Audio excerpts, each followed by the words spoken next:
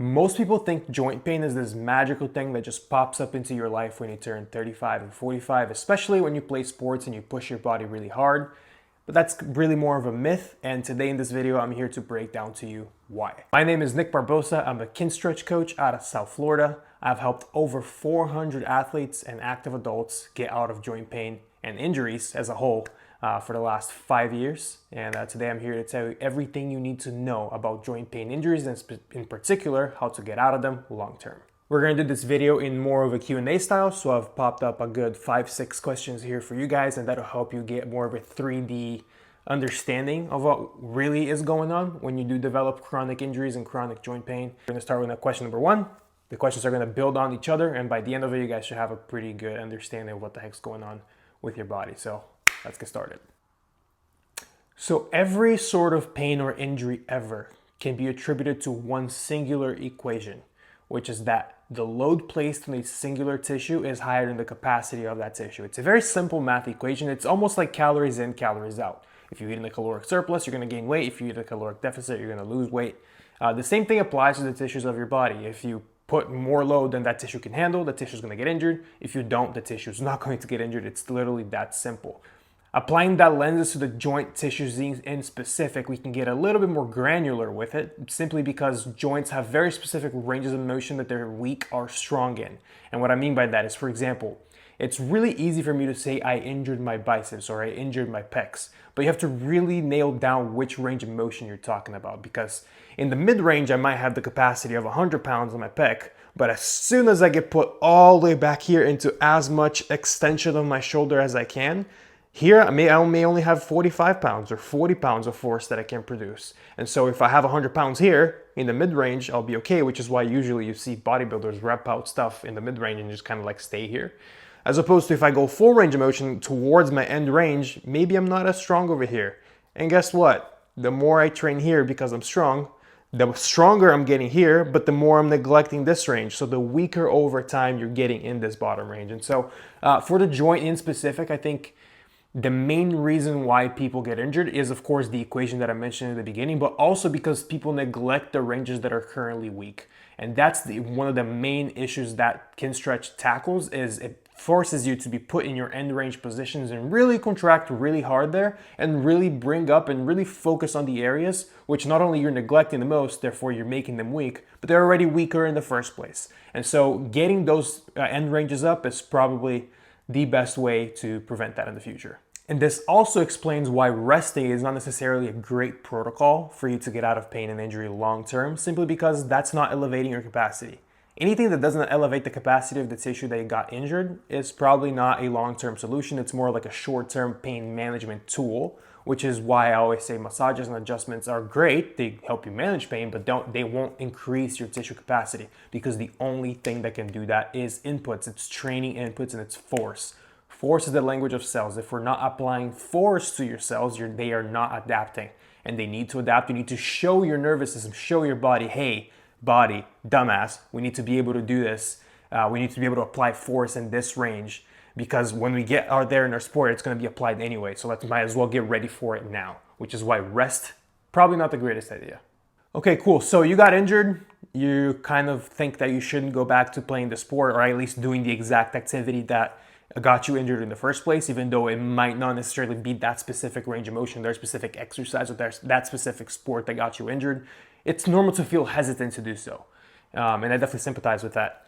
However, I do think that there's room to keep the exercise in there with some slight modifications to make it more with a regression. We're basically making the exercise a little easier so that your body at its current state can handle it. So again, let's bring it back to the pec example for the pec injury that I was talking about earlier.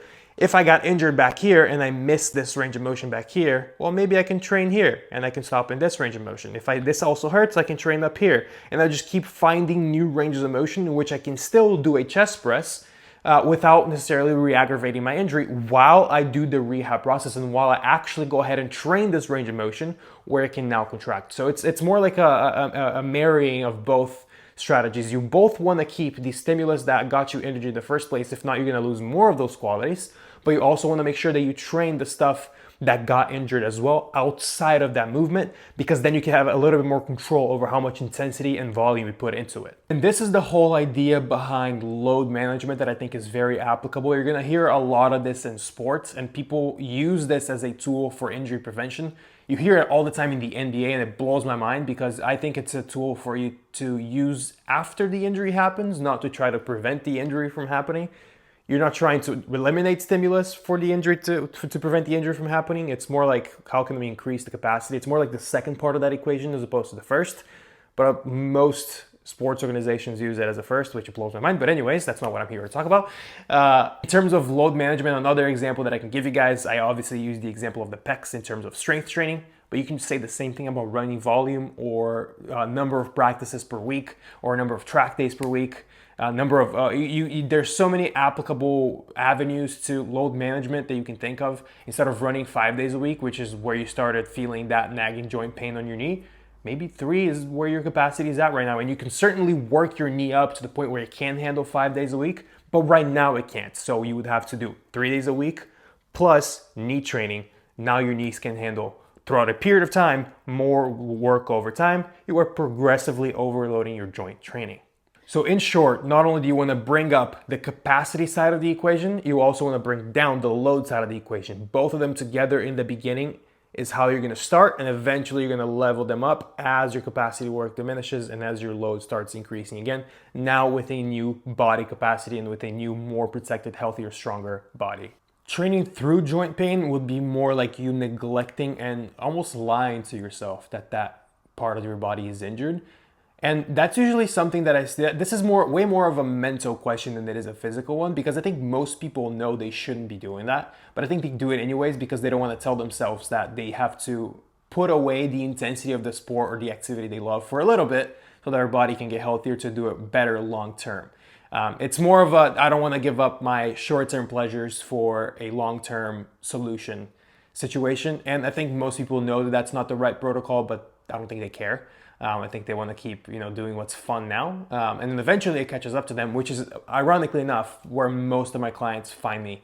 At least my one-on-one coaching clients have found me historically, is when they ignore the thing that they should be addressing for a very long time and they don't. The breaking point is usually where people are like, hey, I think I've effed up and this is the time to change. So training through it is not necessarily the best protocol.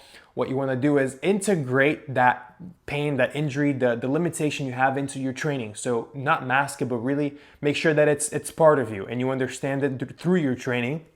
Adapt your training to it, and again, progressively overload yourself in those weaker ranges to the point where your weaker ranges are just as strong as your stronger ranges. That is exactly, that's all training is. You're finding the weakest areas of your body and make them less weak. This question is great because it really tackles the myth that there is a baseline level of just recovery that humans go through. As in, if I do nothing, I will recover, which is the case after you train and you come home and you lay on the couch and you sleep. You're definitely recovering there. But in terms of the injury, there is a diminishing in the capacity of that tissue, as we've talked about probably a million times in this video already. And the process of rebuilding that capacity is a lot more active than people like to think it is.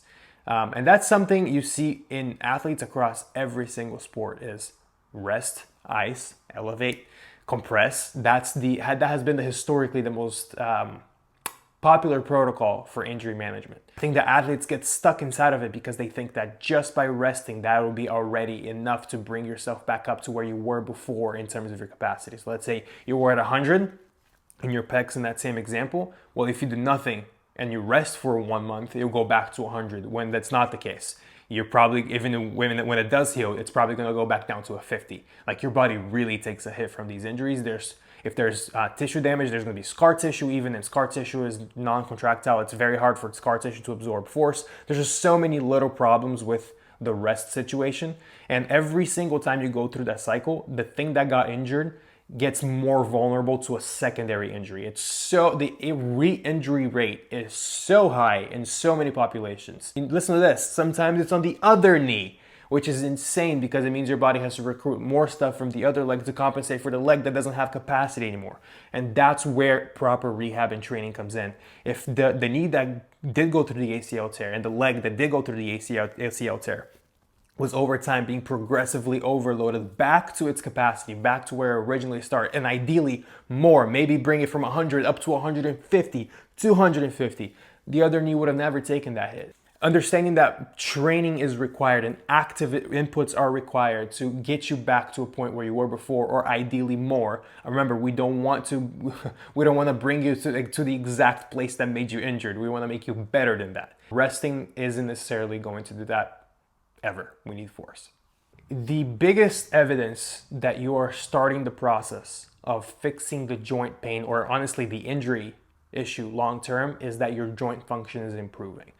Joint function is the basis of everything. It literally is, it shows you how your body can move, because you can't move where there isn't a joint. I can't move the middle of my forearm because there isn't a joint here, but I can move the middle of my arm because my elbow is here. And so the more movement, the more access to more joint your nervous system has, the more access to your body the nervous system has. And the more access to your body the nervous system has, the more stability, control, safety, understanding it has of your body, the less likely that you're going to be put in positions where it doesn't know how to contract, which is exactly the issue with force absorption. That's how we get hurt in the first place. And so joint function is probably the most important part, or at least the prerequisite for a healthy living body is joint function, proper joint function.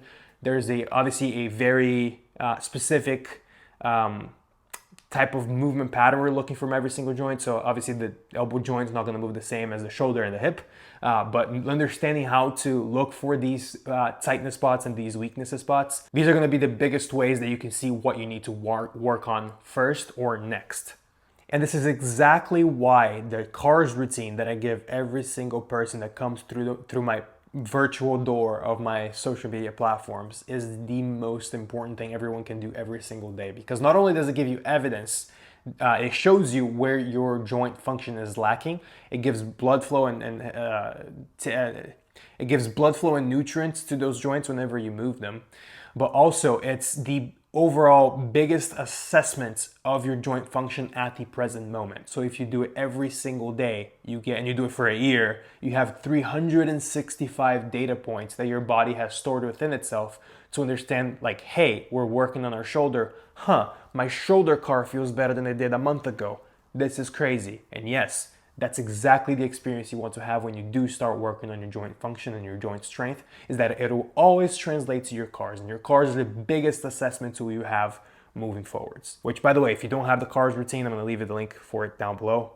Please get it. Do it every single day. That is step 0 of your recovery process if you are injured and if you do have joint pain at the moment. About 3 months ago, I worked with a client who had a complete ACL tear, as in the ACL got snapped off. And he originally was recommended surgery, wanted to try strength training before that, entered my online one-on-one coaching program.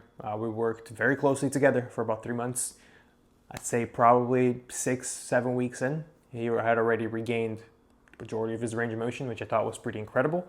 He did a bunch of stuff. He was a soccer player, MMA, football, multiple things. He was from an island in the Caribbean, and apparently there's a pretty big sports culture there, so much so that there's a sports day for all the adults in the island, which I think is amazing. But he went from a complete ACL tear, and just through progressive overloading through his weakest ranges alone in his knee, without an ACL, his knee was able to regain its function. So here's where I bring that concept back in. Even though the tissue was snapped, the knee function improved. The joint function of the knee in rotation, the knee in flexion, the knee in extension, the knee in external rotation, etc. Just by us applying those training inputs into Charles's body over a period of time, his knee found ways to contract in those ranges of motion again. And even if the ACL is not rebuilt, because I doubt that it is, everything else around it is in the best position possible to be able to support his living activities, his sports activities. And so the quad musculature is stronger. The deep knee flexors are stronger. All the other tendons and ligaments in the knee are stronger. The cartilage of the knee is stronger and healthier.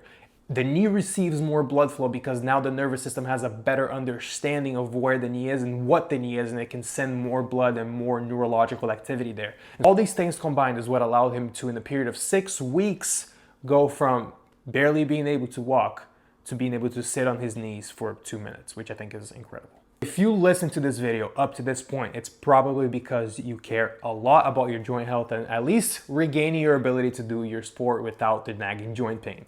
And so if you are this person and you've been stuck for a little bit and you've tried going to the chiro, you've tried getting a massage, you've tried getting adjusted, you've tried icing, you've tried not icing, you've tried every single thing you can think of, have you tried training? And if you have not, then I have something to show you. Down the link in the description, I'm gonna leave the link for the Move Mastery Kinstretch platform. I run Kinstretch classes here in South Florida every single week. I record all of them. I put them all in this massive platform that has a database of multiple joints, multiple class times, some Kinstretch programs even. Every single month I'm adding about 4 to 5 classes and a program. And if you want to start the process of changing your life and finally regaining your ability to do what you love, that's where you should start. Both links in the description for both the Cars routine and for the Move Mastery Kinstretch program are going to be down here. Go ahead and click there. You will find everything you need in there. If you have any questions about anything, don't be scared to DM me on Instagram. I'm going to leave my Instagram up there on the screen right now. Thank you for watching. Hope you enjoyed it.